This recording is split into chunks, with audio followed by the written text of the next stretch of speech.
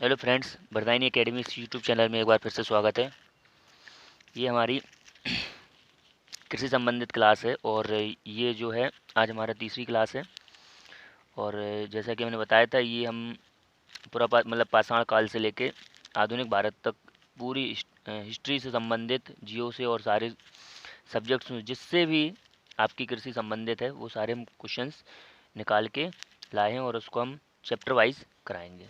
ठीक है, तो हम लोग अभी तक वैदिक काल तक पढ़ चुके हैं। वैदिक काल के बाद आते हैं 16 महाजनपद, जिसमें उत्तर प्रदेश के 8 महाजनपदों के बारे में बात की गई है।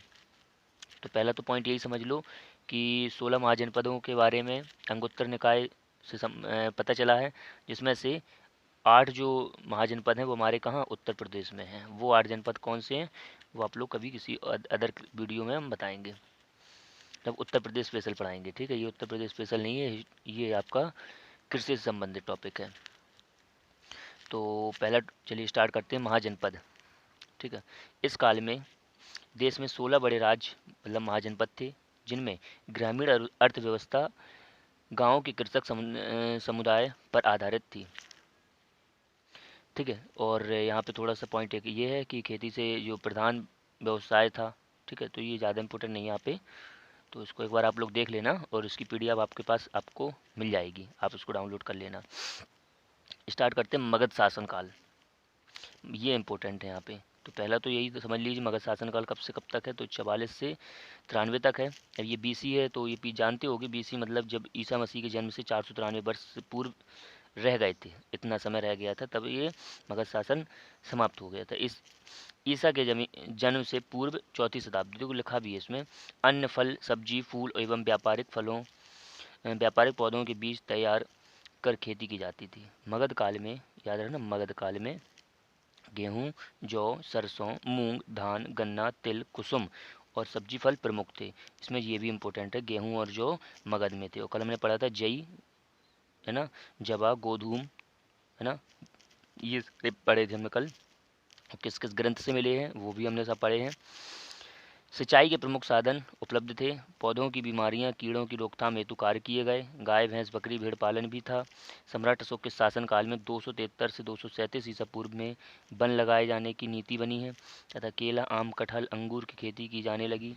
दूध, मक्खन, पनीर, मांस खाने में भी किया जाता था। तो ये पॉइंट हमें सब कहाँ से पता चले हैं, ये अभिलेखों से प्राप्त चले हैं, है ना, अभिलेखों में लिखा मिला है। अब आती है मौर्यकालीन कृषि। मौर्यकालीन कृषि कृषि पशुपालन एवं व्यापार को अर्थशास्त्र में सम्मिलित रूप से वार्ता कहा गया है। देखो ये ऐसे पॉइंट हैं जिनको ही लिए मैंने ये वीडियो बनाई है, जिससे कि ये पॉइंट जो वीडियो देखेगा उनके लिए भी बहुत बेनिफिशियल होने वाली है, क्योंकि हम पूरे सारे टॉपिक के जितने भी क्वेश्चन हैं सभी कवर करेंगे।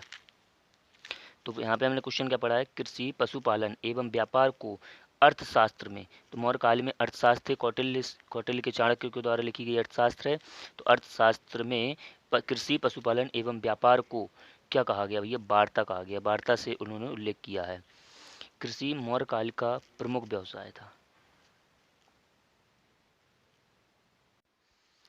राज्यों की ओर बंजर भूमि को उपजाऊ बनाने तथा सिंचाई के साधनों के विकास द्वारा कृषि उत्पादन में वृद्धि का प्रयास किया गया। तो बस इतना इम्पोर्टेंट पहले तो याद रखना कि मौर्य काल का प्रमुख व्यवसाय क्या था, कृषि था। और चाणक्य ने अपनी अर्थशास्त्र में कृषि को किस नाम से जाना है, तो ये वार्ता से। ये कुछ ऐसे पॉइंट हैं जो आपको नोट करते चलना है। अगला पॉइंट क्या दे रहा है कि अर्थशास्त्र में ब्रह्मदेव भूमि का उल्लेख है, जिसे यज्ञ कराने वाले ब्राह्मण को दान दिया जाता था। जो ब्राह्मण को दान दिए जाने वाली भूमि को अर्थशास्त्र में क्या कहा गया, तो ब्रह्मदेव भूमि। ये सिंपल सिंपल से पॉइंट है, इसको एक बार देख लेंगे और नोट कर लेंगे, और फिर आपको दोबारा इस वीडियो को भी देखने की जरूरत नहीं पड़ेगी। इस काल में पहली बार दासों को कृषि कार्य पर लगाया गया, किसमें, मौर्य काल में। ठीक है, तो जिस भूमि के बिना वर्षा के ही अच्छी खेती होती थी, वर्षा के बिना ही अच्छी खेती होती थी, उसे अदेव मात्रक कहते थे। ये कुछ ऐसे पॉइंट है जिसको आप नोट करते चलें। भूमि में बिना वर्षा के ही अच्छी खेती होती थी, उसे क्या कहा जाता है, अदेव मात्रक कहते थे। स्वाम्य से भूमि पर व्यक्ति का अधिकार सिद्ध हो जाता था। भूस्वामी को क्षेत्रक तथा काश्तकार को उपवास कहा जाता था। अब बोलियो नहीं, अगला पॉइंट है, भूस्वामी को क्षेत्रक तथा काश्तकार को उपवास कहा जाता था। सीता भूमि सरकारी भूमि को कहा जाता था। सरकारी भूमि जो होती है ना, उसे सीता भूमि कहते थे। आगे पॉइंट क्या है, भूमि कर। भूमि कर उपज का 1/4 भाग से 1/6 भाग तक होता था। ये ही पॉइंट हैं जो आपको पूरे नोट करने, इन सबको हम कह सकते हैं ये स्टार पॉइंट हैं। ये आपके लेखपाल के लिए बहुत इंपॉर्टेंट पॉइंट है। पहला पॉइंट क्या होगा कि जो अर्थशास्त्र में वार्ता वर्ड दिया गया है, ठीक है ना, और जो मौर्य काल से संबंधित जितने भी वर्ड हैं वो हम सारे नोट करते चलेंगे कि मौर्य काल में बताइए जो उपज का कितना कितना परसेंट टैक्स था कृषि पे, तो 1/4 से 1/6 तक। राज्य की ओर से सिंचाई का पूर्ण प्रबंध था जिसे सेतुबंद कहा जाता था। सिंचाई कर उपज का 1/5 और 1/3 भाग तक थी। और सोहगोरा तथा मायस्तान अभिलेखों में दुर्भिक्ष के समय राजा द्वारा प्रजा को अनाज वितरण का उल्लेख मिलता है। तो ये दो क्या हैं, ये दो क्या हैं, आप कहेंगे सर ये अभिलेख हैं। और ये कहाँ है, ये आपका उत्तर प्रदेश गोरखपुर में है। और महास्थान ये आपका है बांग्लादेश में, ये आपका बांग्लादेश का है। तो हमने किसी स्टूडेंट ने भी ये क्वेश्चन पूछा था, सोहगोरा जो सर अभिलेख है वो कहाँ है, तो याद रखना ये गोरखपुर में है। और ये दोनों किससे संबंधित हैं, ये कृषि संबंधित है, मौर्यकालीन कृषि संबंधित हैं। जिसमें महास्थान अभिलेख में क्या बताया गया है कि मौर्य काल के समय अकाल जो पड़ा था ना, वो इसी अभिलेख में वर्णित है। ठीक है, आगे बढ़ते हैं। गुप्तकालीन कृषि, मौर्यकालीन से 10 से 12 पॉइंट थे जो हमने पूरे नोट भी कर लिए होंगे आप लोगों ने। चलिए आगे बढ़ते हैं। गुप्तकालीन कृषि, कृषि स्कंदगुप्त के जूनागढ़ अभिलेख में, जूनागढ़ अभिलेख में राज द्वारा प्रोत्साहित सिंचाई के कार्यों का उल्लेख मिलता है। क्लियर, स्कंदगुप्त के जूनागढ़ अभिलेख में राज्यों द्वारा प्रोत्साहित सिंचाई के कार्यों का उल्लेख मिलता है। रहट और घटी यंत्र का प्रयोग सिंचाई के लिए किया जाता था। कौन कौन से घटी यंत्र, ये पे ए से पूछ दिया जाता है कि जो कृषि संबंधित घटी यंत्र है ये किस किस काल की से संबंधित कृषि का वर्णन बताती है, ऐसा भी समझ सकते हैं। तो ये गुप्तकालीन कृषि संबंधित कुछ ऐसे यंत्र की शब्दावली है जो हमें याद करने पड़ेंगे, घटी यंत्र और रहट। आगे बढ़ते हैं। आकार के अनुसार तालाबों को बापी, तड़ग और दीर्घुल कहा गया है। ये चीज़ इंपॉर्टेंट है। आकार के अनुसार तालाब को बापी, तड़ग और दीर्घुल। ठीक है, आगे बढ़ते हैं। महाछपटलिक और कारणिक कृषि से जुड़े कार्यों को देखते थे। जो किसान थे, एक तरह से मैं किसान वर्ड अच्छा लगेगा, किसान जो लोग थे ना उन्होंने क्या कहा है कि महाछपटलिक और कारणिक, ये दो पॉइंट उतार लेंगे, ये कृषि से जुड़े कार्यों को देखते थे। तो ये लेखपाल से वर्ड जैसे रिलेट कर लेते हैं। ठीक है, किसान नहीं कहेंगे। बारह मेहर, ये सब जानते हैं, बारह मेहर तथा अमर सिंह ने चावल, गेहूं, जौ, मटर, मसूर, दाल, गन्ना, तिलहन जैसी फसलों का उल्लेख किया है। ये अगर हमें आप लोग नोट्स कर, आप हमें कमेंट्स बॉक्स में बताएंगे कि बारह मेहर और अमर सिंह कौन थे और इनकी प्रमुख पुस्तक कौन कौन सी हैं इस काल में, और ये किसके दरबार में लोग थे। ठीक है, या रत्न जो होते हैं ना वो किसके में थे। इस काल में बंगाल मलमल के लिए, कलिंग धान के लिए, मालवा ईख के लिए तथा कश्मीर केसर के लिए प्रसिद्ध था। याद रखना फिर से, बंगाल मलमल के लिए, कलिंग धान के लिए, मालवा ईख के लिए और कश्मीर केसर के लिए प्रसिद्ध था। और केसर के लिए तो कश्मीर आज भी है। ठीक है, इस चीज़ को इनको अलग से एक ही लाइन में लिख लेना। ठीक है, आगे बढ़ते हैं। भू राजस्व, भू राजस्व, गुप्त काल में राज्य की आय के प्रमुख स्रोत क्या थे, भूमि कर थे। भाग कर राजा को भूमि के उत्पादन के छठे हिस्से के बराबर मिलता था। भाग जो था ना वो कर राजा को भूमि के उत्पादन के छठे हिस्से के बराबर मिलता था। भोग ग्रामीणों द्वारा राजा को दी जाने वाली फल, फूल, लकड़ी आदि की नियमित आपूर्ति थी। क्या थी, भोग। भोग ये वर्ड समझ लो बस, भोग, भाग, है ना, वार्ता, ये सब किससे किस किस काल से संबंधित है, कौन गुप्त से है कौन मौर्य से है। ये आपके पेपर के लिए इम्पोर्टेंट है। आप खुद देखेंगे कि जब पेपर में आएगा ना तो आपको एकदम से होश खुल जाएंगे कि यार काश अगर वो वीडियो एक बार दोबारा से ध्यान से देख लेते तो आज ये क्वेश्चन डाउट में नहीं रहता। ह्यूलर ने उद्रंग कर को भूमि कर बताया, पर आर एस शर्मा ने इसे सीमा कर बताया। तो दोनों ही ये जो फिलोसफर हैं इनको ध्यान में रखना। हुलर ने उद्रंग कर को भूमि कर बताया और आर एस शर्मा ने सीमा कर बताया कि उस समय इस प्रकार का कर चलता था। अगला है उपरिकर। उपरिकर क्या है? उपरिकर एक प्रकार का भूमिकर था, एक प्रकार का भूमिकर था जिसे उपरक वसूलता कहते थे, उपरक वसूलता कहते थे। और मैं आप लोगों से बस इतनी रिक्वेस्ट है कि आप जैसे ज़्यादा से ज़्यादा इस चैनल को क्या कर दें, सब्सक्राइब कर दें, जिससे कि ये जो पीडीएफ हमारे टॉपिक वाइज हो रहे हैं तो उसके बाद हम आपकी एमसीक्यू की जो सीट है वो ऑनलाइन करा पाएँ। क्योंकि इसके लिए आपको जब सब्सक्राइब हो जाएंगे तो इसमें क्या होगा, लाइव जो वीडियो चैनल होता है ना वो खुल जाएगा, जिससे कि हम आपको जो ऑनलाइन के ज़रिए आपको ये जो सीट है ना वो ऑनलाइन कराना चाहते हैं, जिससे कि आप लोगों के भी जो डाउट हो ना वो तुरंत सॉल्व हो सकें।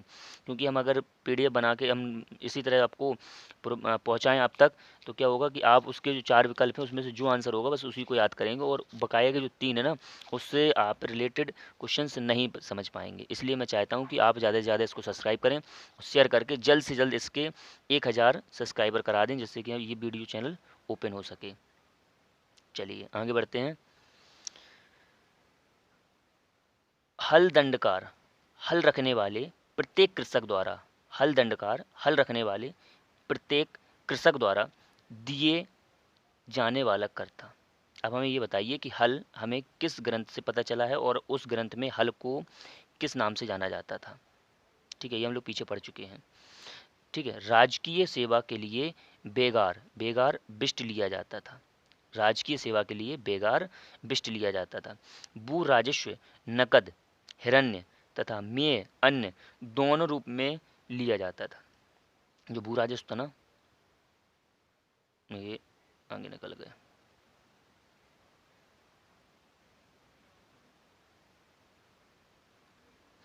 भू राजस्व नकद मतलब जिसे हिरण्य कहा गया, और मेय मतलब अन्य, मतलब वो पैसे भी लेते थे और अन्न भी लेते थे, तो दोनों की वर्ड अलग हैं। नकद को हिरण्य कहा जाता था और अन्न को मेय कहा जाता, दोनों रूप से लेते थे। भू राजस्व।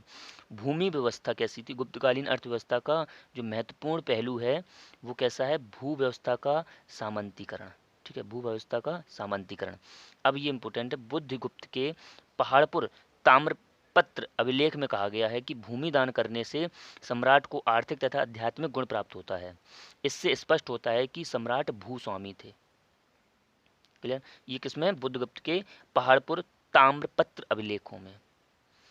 गुप्तकालीन भूमि से निम्नलिखित वर्गीकरण किया गया है। तो कैसा है? एक क्षेत्र है, और क्षेत्र मतलब खेती के योग्य भूमि।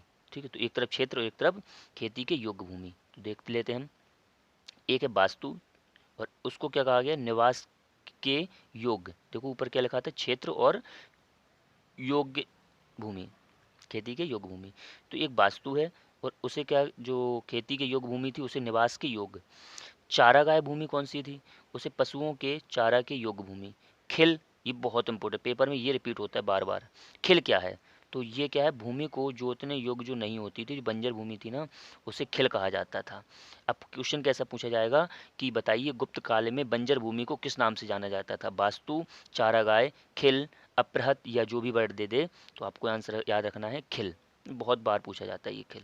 अपृहत, अपृहत क्या होता है? जंगली भूमि जिसमें कभी भी जुताई नहीं होती थी। ठीक है, तो अपृहत कहा जाता था। अमरकोश ने अमर सिंह ने अमरकोश में, तो लिख के ही आ गया तो फिर कोई दिक्कत नहीं, 12 प्रकार की भूमि का उल्लेख किया है। अमर सिंह ने अमरकोश में 12 प्रकार की कृषि का उल्लेख किया है। एक बार देख लेते हैं अमर सिंह के जो 12 प्रकार की जो भूमि का वर्णन है अमर सिंह ने किया है अमरकोश में। तो पहली बात तो ये अमर सिंह की कौन सी किताब है? ये पुस्तक, मुख्य पुस्तक है अमरकोश। उर्वरा, ऊसर, मरु, अपृहत, सदबल, पंकिल, जल, प्रायमनुषुम, कच्छ, सरकरा, सरकावती, नदी मात्रक और देव मात्रक।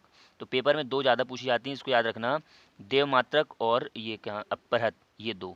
ठीक है, उर्वरा ऊसर तो पढ़े ही होते हैं। ठीक है, तो इसको एक बार 14-12 को लाइन से एक बार देख लेना, जब नोट करोगे ना तो आपको ये याद भी हो जाएंगी। और ये भी याद रहेगा कि सबसे ज़्यादा इंपॉर्टेंट अमर सिंह हो जाएंगे, तो समझ में आ जाएगा किस समय संबंधित हैं, तो गुप्तकालीन से।